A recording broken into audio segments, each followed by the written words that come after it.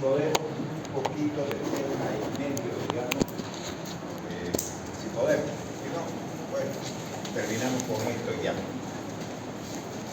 Ocurre que todo fármaco, o sea, toda sustancia química que se utiliza como fármaco para corregir las enfermedades, para detenerlas o lo que sea, digamos, a través de los fármacos, pueden generar efectos tóxicos.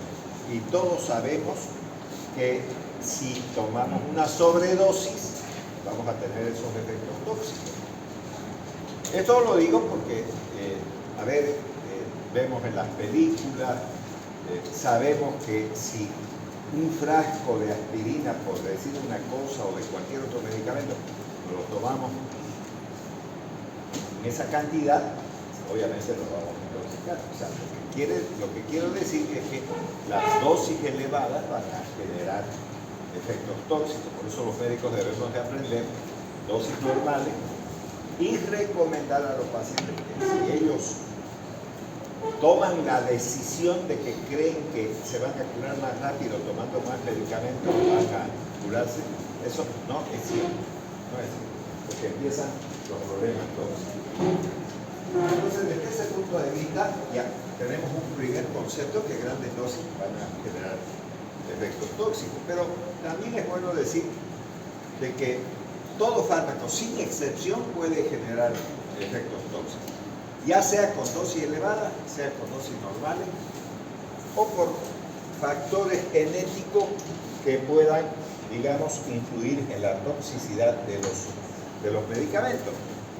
Porque obviamente son sustancias químicas que se están introduciendo al organismo humano y entonces el organismo humano puede reaccionar de esa manera. Y el término de toxicología vamos a desglosarlo además, no todos los efectos deberían en realidad llamarse efectos tóxicos y vamos a ver cuáles son las razones por las cuales tienen otros conceptos. Bien, aquí fíjense lo que dice: durante una emergencia llamo al 911, saben que esto es un llamado de emergencia, sobre todo en los Estados Unidos. Nosotros no tenemos todavía esto bien establecido, digamos, en las ciudades bolivianas, pero es bueno que haya una institución que resuelva los problemas, ¿no?, de intoxicación. Entonces, cuando vea signos de peligro, como por ejemplo pérdida o cambio del conocimiento, o sea, si alguna persona tiene alteraciones en el conocimiento, puede ser como consecuencia del consumo de algún fármaco, generalmente, vuelvo a repetir, en dosis elevadas. No, si tiene apariencia azulada o dificultad para respirar, también puede estar relacionado ese estado de cianosis, ese estado de hipernea, o sea, incrementar la frecuencia respiratoria, etcétera, etcétera, puede estar asociada, ¿no es cierto?, a una intoxicación. También la dificultad para tragar o deglutir. Recuerden que hay varios tipos de alergia, desde la urticaria o el sarpullido común, digamos, que pueda provocar un fármaco, hasta el shock anafiláctico, que ese puede acabar, digamos, con la vida, y todos son procesos alérgicos. Según la clasificación de Artus, que es el que, digamos, ha descrito de manera clara esto de la alergia. Y dentro de eso está el edema angioneurótico, y ese edema angioneurótico es un edema que se produce a nivel de la vía respiratoria, que no deja respirar a la gente, por eso hay dificultad para tragar, deglutir por ese edema que se produce a ese nivel. Labios, lengua o cara hinchada o babeando también puede ser, digamos, una sintomatología de un paciente intoxicado. La actividad convulsiva, hay muchos medicamentos que pueden provocar convulsiones, dentro de eso el pentilentrazol, que ya lo hemos mencionado en las generalidades de la farmacología, que ya les dije que era un analético, es decir, un estimulante del centro respiratorio, que generalmente usa la gente que viaja a las alturas. No hay que usar ese medicamento, menos mal que ya, digamos, en la farmacia no hay una venta libre de ello.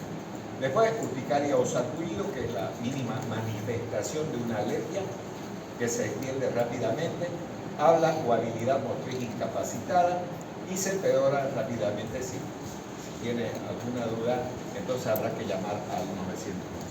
También, como pueden ver aquí, ¿no es verdad?, que está refiriéndose a este centro importante de solución de problemas, y vemos algunos incisos interesantes. Por ejemplo, cuando un medicamento se le da al niño equivocado, a veces en las guarderías, en las, digamos, en los kinder, también, ¿no es cierto?, en los centros hospitalarios pueden haber equívocos, ¿no?, de dosificar a un niño y entonces, o darle a un niño que no le corresponde ese medicamento, confundirlo y ya, digamos, pueden provocar intoxicaciones. Cuando un medicamento equivocado se le da también a un niño, cuando se da una dosis equivocada, es una sobredosis, ¿no es cierto? A veces la gente no sabe cuánto le va a dar y se le ocurre dar lo que le parezca. Recuerden que a los niños normalmente se les dosifica por kilo peso, y eso debe de ser así. Y la gente suele decir, no, dale 10, 15 gotas porque lo dicen por decirlo. Sin embargo, no es la forma correcta de medicar y puede generar una sobredosis. Y a veces existen sobredosis porque, siendo el mismo medicamento, como viene con otro nombre comercial, le están dando de lo mismo, pero con otro nombre comercial, pero no es el nombre farmacológico que es común entre dos fármacos, por ejemplo, ¿no? Entonces ahí está. Cuando digamos, el medicamento se da por la vía equivocada, procedimiento erróneo también, ¿no? A veces, qué sé yo, puede ser unas gotas ópticas o cualquier otro producto que le den por vía oral o al revés, ¿no? Hagan ese tipo de cosas.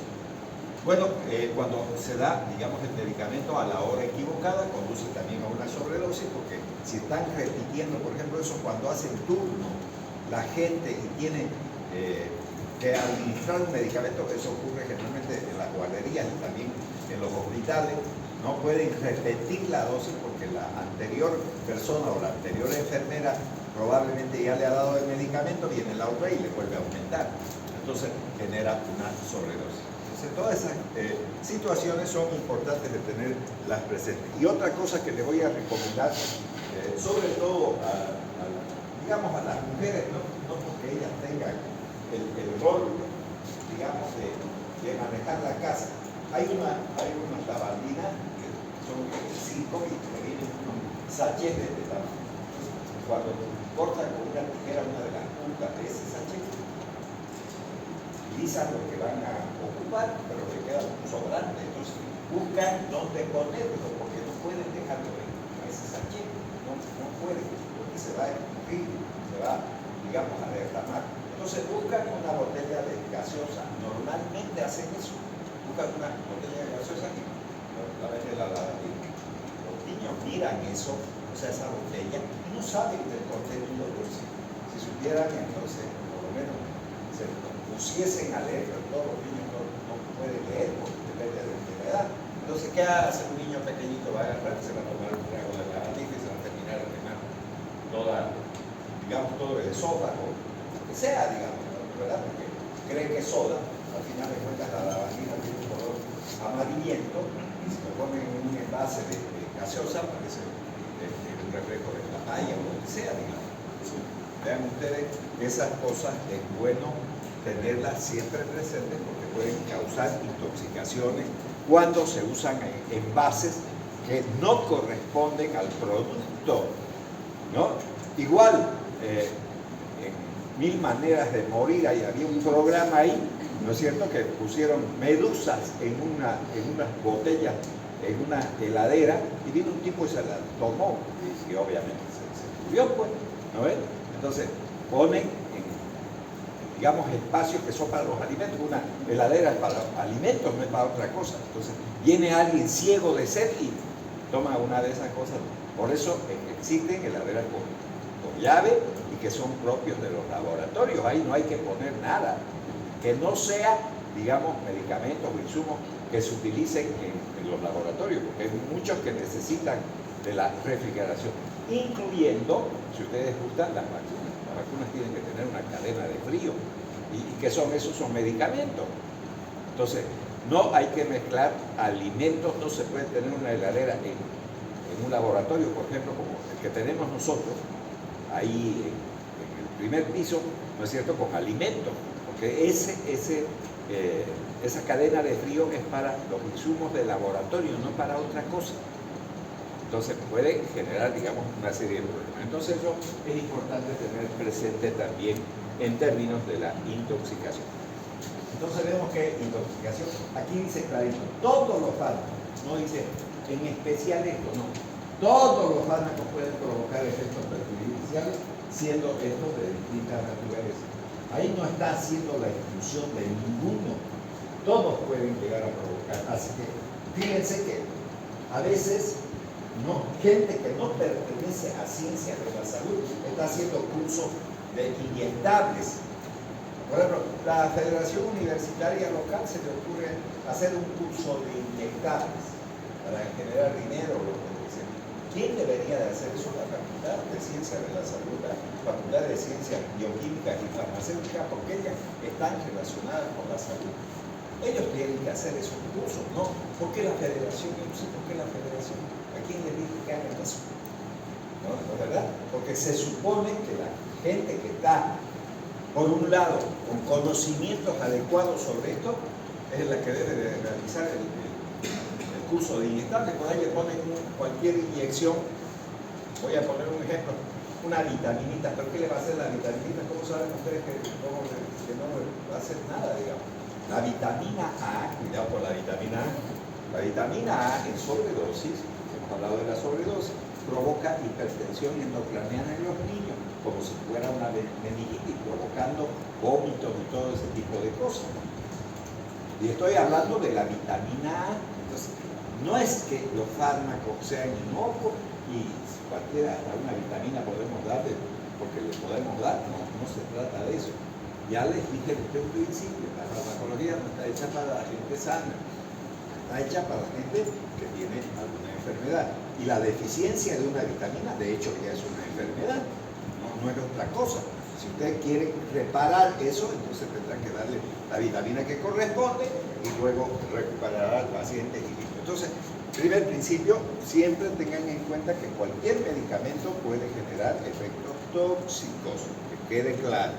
Entonces, eso es bueno entenderlo. Y ahí tenemos una persona intoxicada, ustedes ven que tiene un frasco con una serie de cápsulas o tabletas, ¿no? Que seguramente ha ingerido, y ahí tiene la pérdida del conocimiento, e incluso pueden observar que entre los dedos tiene todavía, digamos, el medicamento que ha consumido, ¿no? Ahora, reacciones adversas, vamos a ver cada una de los problemas que pueden aparecer. Por ejemplo, aquí tenemos reacciones adversas indeseables y nocivas o tóxicas. Entonces vamos a ver las diferencias. Por ejemplo, aparece este término, efectos colaterales. Efectos colaterales. Entonces, como dice aquí, son efectos indeseables que, digamos, aparecen durante la administración de un medicamento, pero fíjense lo que dice aquí, a dosis adecuada. No hay sobredosis ahí. Entonces voy a explicar eso también. A ver, hay productos como la atropina, que es un derivado de los alcaloides de la solanácea, que sirven para resolver los cólicos, que pueden ser intestinales, que pueden ser también, digamos, biliares, que pueden ser cólicos renales, ¿no? Entonces, un medicamento que tiene mucha utilidad y que incluso por malas técnicas de alimentación, las mujeres son las primeras que terminan induciendo a los médicos, ¿no?, a que les den esos medicamentos, por ejemplo, a los bebés. Entonces, cuando una mujer está debutando como madre, no sabe ser madre. Nadie ha aprendido, no hay una escuela que diga, venga, yo le voy a enseñar a cómo va a ser mamá. Cuando forman pareja y se embarazan, vienen los bebés, y entonces, ¿cuál es el primer problema que va a tener la mujer? El alimentar al bebé. Y es un problemón, porque hasta Depende de la conciencia de cada una de las mujeres. La gente a veces se mira el pecho y dice, no, con estos pechicos que voy a poder alimentar a mi bebé. Dicen así. ¿Y qué tiene que ver el tamaño? No tiene absolutamente nada que ver el tamaño. Cada mujer, digamos, tiene un pecho adecuado para su bebé y ya está. Listo. Entonces, ¿cuándo empieza el problema? Cuando voy a utilizar una técnica de alimentación. Y entonces, cuando las mamás le lo ponen al pecho, al bebé, ¿qué pasa? Es demasiado fuerte cómo succiona un bebé, aunque ustedes no lo crean. Entonces le generan grietas y heridas, y eso duele, ¿no? Incluso pueden sumarse infecciones y eso se llama mastitis, ¿no? Cuando ya está inflamado el pecho. Entonces, ¿por qué es eso? Porque antes de tenerlo al niño debería de hacerse masaje con, digamos, algún aceite, glicerina, lo que sea que se puede utilizar, ¿no es verdad? O vaselina líquida, ¿no? Hay que hacerse masaje en los pezones, porque si no se curte, entonces va a tener tremendas heridas en el pecho. Y esas heridas que hacen, si a mí me duele algo, lo primero que tengo que hacer es rechazar, porque no quiero que me duela, ¿no ves? Así sea mi bebé. Y sumado a una mala técnica, porque eso tiene que ponerlo los dedos de esta manera, para que el pezón brote y pueda entrar la mayor parte de la areola negra a la boca del bebé, no el pezón nomás, sino esa areola más oscura, ¿no es cierto?, tiene que cubrir la boca del bebé. Si no, va a hacer esto. Y eso ya está mal. Empezó a tragar aire ese niño y va a tener cólico. Lo llevan al médico, entonces le dan estos derivados de la atropina, ¿no? Y entonces empiezan los problemas de estreñimiento, ¿no? Y de todas las cosas que produce la atropina, porque produce sequedad de la boca, provoca estreñimiento, provoca, si fuese un adulto o que tenga por encima de 40 años del sexo masculino, provoca hipertrofia de próstata y no le deja orinar de buena manera. Fíjense lo que estoy diciendo. Un hombre, porque las mujeres no tienen próstata, estoy hablando de los varones, y estoy hablando no de todos los varones, estoy hablando de los varones por encima de 40 años. Si alguien tiene un cólico biliar en esas edades y llega a una emergencia y le ponen eso, entonces va a aparecer, digamos, esos problemas. Entonces, ¿qué es esa hipertrofia de próstata? ¿Qué es la sequedad de la boca? ¿Qué es el estreñimiento? Son efectos colaterales, porque son propios del medicamento a una dosis normales. Vuelvo a repetir, aún a dosis normal. Entonces, eso es un efecto colateral. ¿Puede usted quitarlo eso? No puede. No puede, porque es parte constitutiva del medicamento. ¿Me entienden, no es? Entonces, a ver, es bonito tener la lengua de loro, digamos, seca, para poder hablar. No se puede. El ser humano siempre tiene que tener la lengua húmeda, si no, no puede articular las palabras de manera adecuada. ¿Por qué creen que alguien que está disertando tiene una tarima aquí y le ponen un vaso con agua? ¿Por qué le ponen ese vaso con agua? Justamente porque se seca la boca cuando uno está hablando y necesita humedad la lengua para que pueda funcionar de manera adecuada. Si usted le da tropinal, se le va a secar la boca, entonces va a tener problemas, va a tener taquicardias, va a tener problemas visuales, todo eso va a provocar. ¿Qué son esas cosas? Son efectos colaterales, que no los puedes retirar del medicamento. Por eso es que dice aquí que a dosis adecuada se producen esos efectos colaterales. Entonces, tengan mucho cuidado con los varones por encima de los 40 años, porque cuando ustedes hacen un estudio semiológico primero y preguntan la edad de ese paciente, entonces ya tienen el sexo, ya tienen la edad, ¿no? Y si le van a dar un medicamento, ¿qué deberán de decirle? Que le van a aplicar un medicamento, pero le va a provocar dificultad para orinar. Tienen que decirlo, no hay otra alternativa. Igual a las mamás, le va a paralizar el intestino, la va a volver estreñida a la criatura, ¿no? Y entonces se le va a hinchar más la panza, porque al no haber peristaltismo y no eliminar gases, nada más la parálisis intestinal va a seguir al día siguiente cada vez peor, porque tiene una mala técnica de alimentación. ¿Y dónde nació eso?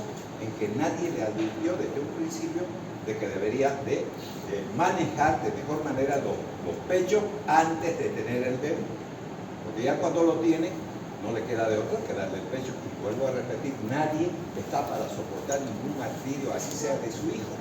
Porque si le provoca grietas en los pechos, bueno, alguien ha debido de tener alguna herida en algún lugar y verá que eso no es nada agradable. Bueno, aquí tenemos entonces el efecto colateral. Entonces es una consecuencia no buscada que forma parte propia de la acción farmacológica del medicamento. Es parte constitutiva del medicamento. No es que el médico lo esté intoxicando, el farmacéutico esté intoxicando a nadie. No están haciendo eso. Es parte inherente propia del medicamento. Eso es importante. Por ejemplo, dice la sequedad de la boca en el tratamiento con drogas anticolinérgicas como la atropina y sus derivados. ¿No es verdad? Ahí tienen ustedes. Ahora, fíjense, efecto secundario. Ahora vamos a ver qué diferencia hay entre un efecto colateral y un efecto secundario. Entonces, vean la diferencia, que es la manifestación no buscada, que surge como consecuencia de la acción fundamental de un medicamento, pero que no forma parte constitutiva de ella. Por ejemplo, el hecho de aparecer hipopotasemia, ¿no?, en el tratamiento con diuréticos. Esos diuréticos, ¿no es verdad?, eliminan sodio, pero también pueden eliminar potasio. Algunos de ellos, los perdedores de potasio, porque hay diuréticos que no son ahorradores de potasio y otros que son perdedores de potasio. ¿Cuáles son los perdedores de potasio? Las tiazidas y obviamente los diuréticos denominados diuréticos del techo alto o del asa, como la furosemida. La furosemida, entonces, es un medicamento que puede, digamos, generar la pérdida de potasio. Y si pierde el potasio, recuerden que el medio interno, estoy hablando de líquido extracelular, solo contiene entre 4 a 5 mil equivalentes de potasio. Se pierde uno,